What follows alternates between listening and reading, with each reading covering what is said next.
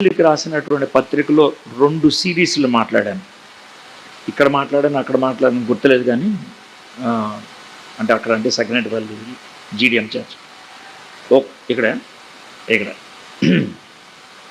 ఒకటేమో warfare, spiritual warfare గురించి 6వ అధ్యాయం 10వ వచనం నుంచి 20వ వచనం దాకా ధ్యానం చేయడం జరిగింది ఒకసారి. ఇంకా అంతకంటే ముందు ఎఫెసీయులకు రాసిన పత్రిక మొదటి అధ్యాయం మొదటి 14 వచనాల నుంచి కూడా దేవుడు మన పట్ల చూపించినటువంటి కృప ఏంటో 3 వర్తమానాల్లో చెప్పడం అనేది జరిగింది. ఈ 2 సెగ్మెంట్స్ ఎఫెసీయులకు రాసిన పత్రికలో మనం ధ్యానం చేసాం. ఇప్పుడు కూడా ఎఫెసీయులకు రాసిన పత్రికే మనం ధ్యానం చేస్తాం. 4వ అధ్యాయం 1 నుంచి 15వ వచనం దాకా 3 వర్తమానాలుగా ఈ 15 వచనాలు ధ్యానం చేయాలనేది నా టార్గెట్. కానీ మరి ఎన్ని వచనాలు ధ్యానం చేస్తానో తెలీదు. ఈరోజు అయితే మాత్రం 3 వచనాలు మనం ధ్యానం చేస్తాం. అయితే కాస్త ఉపోద్ఘాతం ఇస్తాను నేను, అంటే ఎఫెసీయులకు రాసిన పత్రిక గురించి ఎప్పుడో విన్నారు కాబట్టి మర్చిపోయేటువంటి పరిస్థితి ఉన్నది.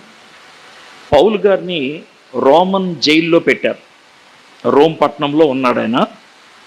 ఆయన్ని 2 సంవత్సరాలు జైల్లో పెట్టారు. జైలు అంటే మనం అనుకునేటువంటి జైలు లాగా ఉండదు. ఆయన మామూలుగా మనుషుల్ని కలవచ్చు, వాళ్ళతో వీళ్ళతో మాట్లాడచ్చు. కానీ ఆయనకి అటు ఇటు ఎప్పుడు కూడా 2 సైనికులు ఉంటారు, రోమన్ సైనికులు, పగలు కానీ రాత్రి కానీ. ఆ విధంగా ఆయన 2 సంవత్సరాలు రోమన్ కట్టుదిట్టంలో ఉన్నాడు.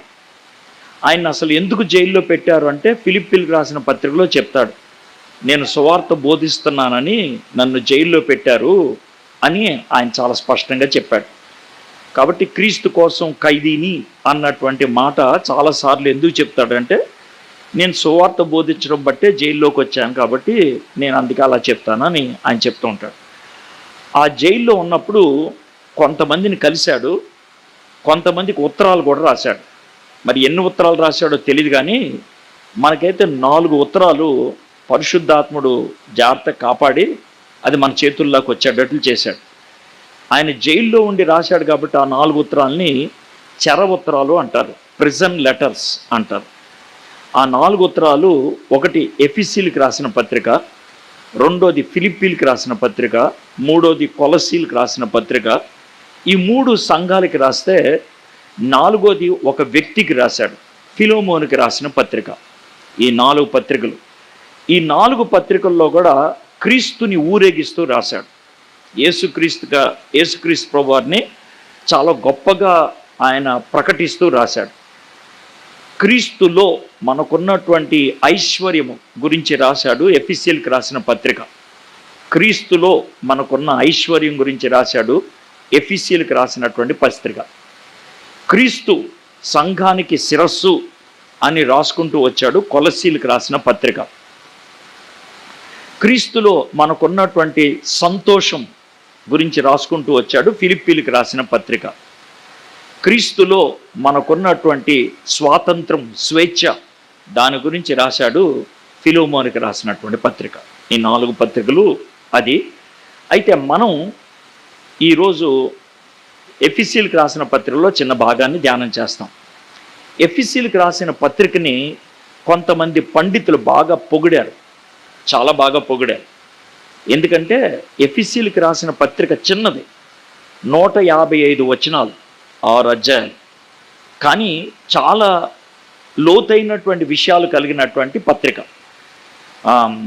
మార్టిన్ లాయిడ్ జోన్స్, ఇంగ్లాండ్ రాణి గారికి ఆయన పాస్టర్గా పనిచేసేవాడు. ఇంగ్లాండ్ రాణి గారికి లండన్లో ఆయన పాస్టర్గా ఉన్నాడు. ఆయన ఎఫెసీయులకు రాసిన పత్రిక బైబిల్ స్టడీ చేశాడు ఆయన.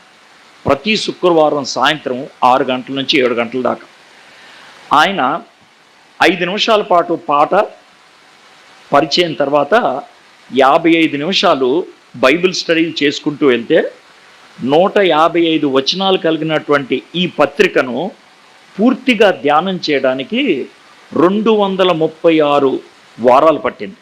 236 వారాలు పట్టింది 155 వచనాలకి. అయితే ఆయన చేసిన ప్రసంగాలన్నీ పుస్తకాలుగా ముద్రిస్తే 8 పుస్తకాలు అయినాయి.